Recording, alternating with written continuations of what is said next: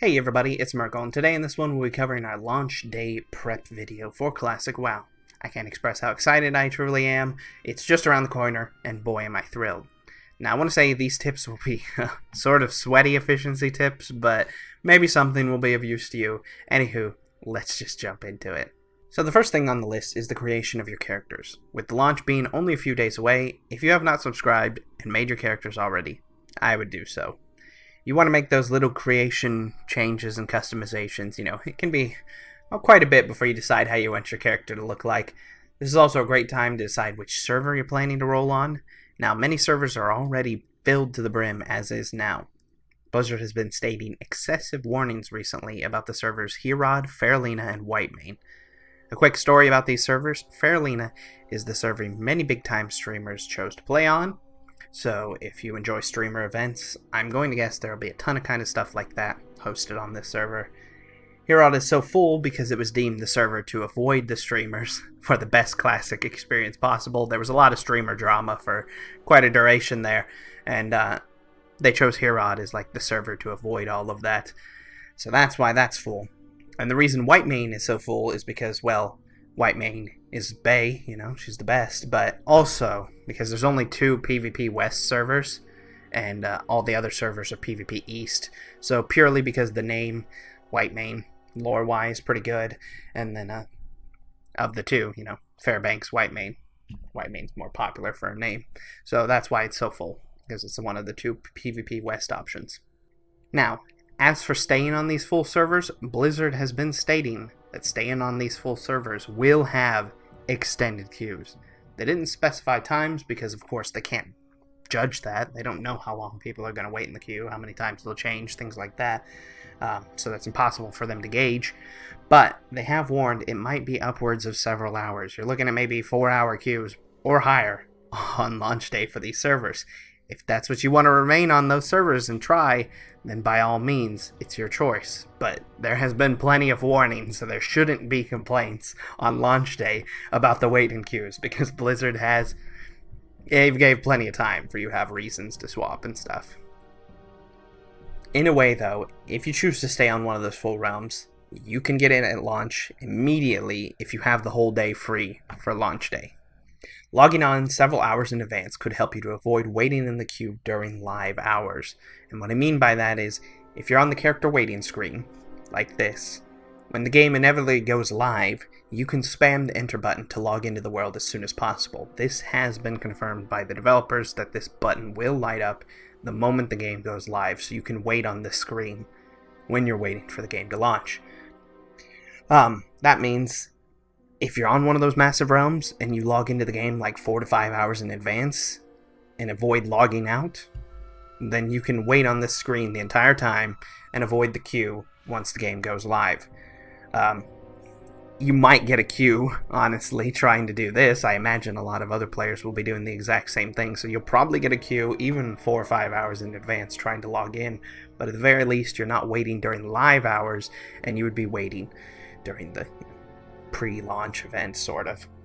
So, as far as it goes, though, I'm saying, Blizzard has been stating this themselves, but unless there's some specific reason you are staying on one of those servers, there's no reason that you shouldn't swap off and just change. You have plenty of time to make the decision with all your friends or whatever, and you guys can agree and swap to a different server.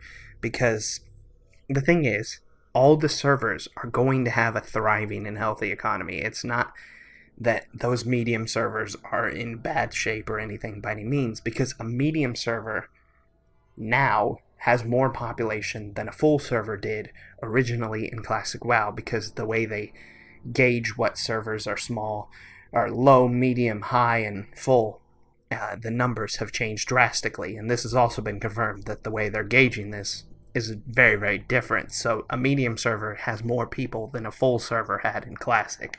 So again,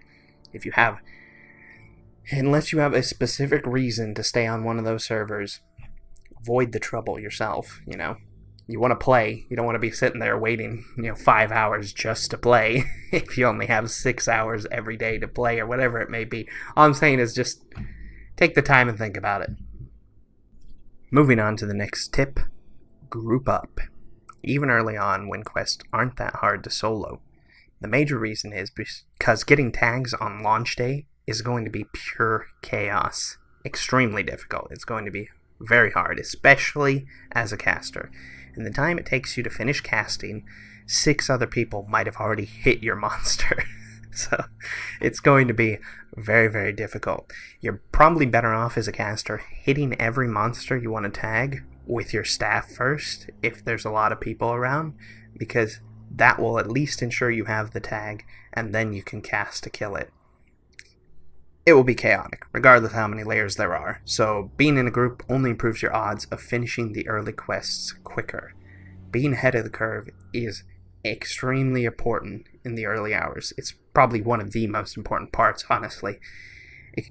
Even if you can only get like 4 to 5 levels ahead of the Zerg, you will likely only continue to further the gap between you and everybody else if your early on levels are quick. Imagine if you're in Westfall while everyone else is still busy in Elwyn. You will finish the early quests in like an hour in Westfall.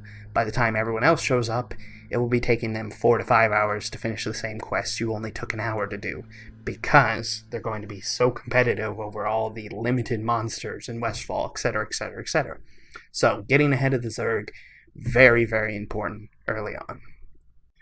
Next up on the list, we're going to talk about professions. Honestly, if you want to level quickly, avoid most of them. The only ones I would recommend taking with you along your leveling journey are first aid, skinning, and maybe enchanting. But the major reason first aid and skinning are so nice is, 1, you will have plenty of cloth from just your normal gameplay to level up any first aid that you're going to do along the way, so it's very simple to get that one up. First aid's also useful in a lot of scenarios. It can come in handy pretty well. And for skinning, the same applies. You really don't have to go out of your way. You're going to get more than enough monsters to skin to maintain the skill without needing to stay in zones for way, way longer to compensate or anything. And skinning is great because it's just precious money that'll help you for leveling. You can vendor all the skins you need on the way to leveling, because obviously it's better to sell them on the auction house, but nobody will have money early on, so the vendoring of skins can help you to afford things like your level 40 mount. The main reason you're avoiding professions, though, is the sheer amount of time they consume while leveling. For example, if you take herbalism and want to do herbalism while leveling to 60, you have to stay in places like Elwyn Forest for way longer than you did if you were just leveling normally.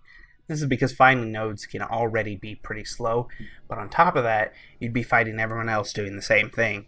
And it's obviously way slower to run around on foot than it is to use your mount to travel around later.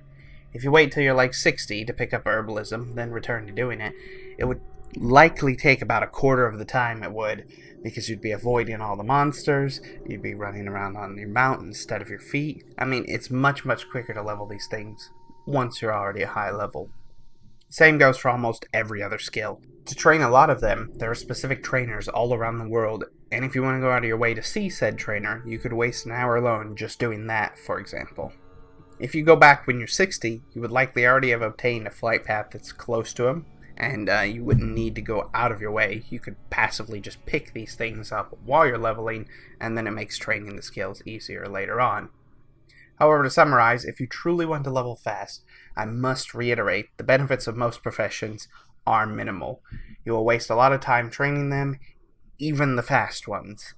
If you skin, for example, you'd probably skin at least 3,000 monsters on your way to 60. In those 3,000 monsters that you would be skinning on your way to 60, which probably isn't that unreasonable, right? You would spend an extra 2 hours just standing there waiting for your skinning to finish.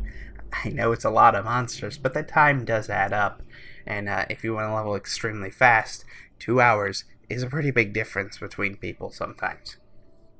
The only reason I'm taking enchanting is the way my friend and I intend to level. There's no requirement on disenchanting, which is purely what I'm using it for. So it's actually beneficial to us in terms of time saving, because less running to the vendor means more time killing things and leveling up. Plus, once I hit 60, I will have every enchanting material in the mail I need necessary to get to 300 enchanting. Of course, it's always your choice though, but do note that while some professions do offer some really nice benefits and gear choices while leveling, the time it will take you is typically not worth it. The next tip is simply save your gold. The frivolous spending will leave you high and dry for some of the important things. Really, the only thing you should expect to be spending your gold on early is leveling your skills and maybe a few bags at the vendor. If you're a caster, it's also very important that you buy a major purchase like a wand, because that can help you early on exponentially. You can also save massive amounts of gold at the trainer by not purchasing unnecessary abilities until much later on. Take for example the class I'm going to be maining, a mage. I don't really need to purchase a lot of my spells, especially things like arcane missiles or any spell ranks of Frost Nova higher than rank 1 until like 60. So avoiding these unnecessary purchases can save me upwards of like 20 gold in the long run. I'm obviously going to spend it later, but that 20 gold is very important for when I hit level 40 to be able to buy my normal riding mount as soon as possible, because upgrading to that gets you around faster, you start leveling much quicker and stuff. So, very important to have that money once you hit level 40 to instantly purchase your mount. And lastly, probably the silliest but the sweatiest tip you could think of is utilize your forced downtime to your advantage. And what I mean by forced downtime is things like flight paths, or maybe your Hearthstone is about ready to use momentarily. So for example, it takes about 1 minute to fly from Westfall to Stormwind. This is a great time to use the bathroom really quickly, grab a drink, etc. And you will be wasting no time at all because your character has to make that flight. You can't do anything about it, you can't speed it up, you're forced to be in that flight. Maybe your Hearthstone has 5 minutes left on cooldown, you're in Fairless, and you really need to get back to Ironforge to train your skills. There's really no point in running because it will take you more than 5 minutes to get there anyways. So use that time to grab some food, or maybe just get up and stretch. There's a lot of things you could do in that time. Maybe for some reason you have to fly all the way from Booty Bay up to South Shore. This flight takes a very, very long time, even before your character lands. So this would be great if you're trying to stay alert. Wake up, take a shower. You actually have enough time in this flight path to take a shower. And that can be really, really util if you're trying to stay up for long periods of time. Anywho, I hope some of these tips were useful. Most of these obviously are purely if you want to be a bit of a sweaty tryhard, but there's no right or wrong way to play the game, so however you choose to play, then by all means, as long as you're having fun, then you're doing it right. Thank you for watching. If you want to watch me turn into a slimy grease ball on launch day, make sure to follow my stream that will be in the description. My friend and I plan to play an extremely unhealthy amount of hours on launch day, so it's going to be a blast. Anyways, I will be seeing you all again very, very soon. Bye-bye.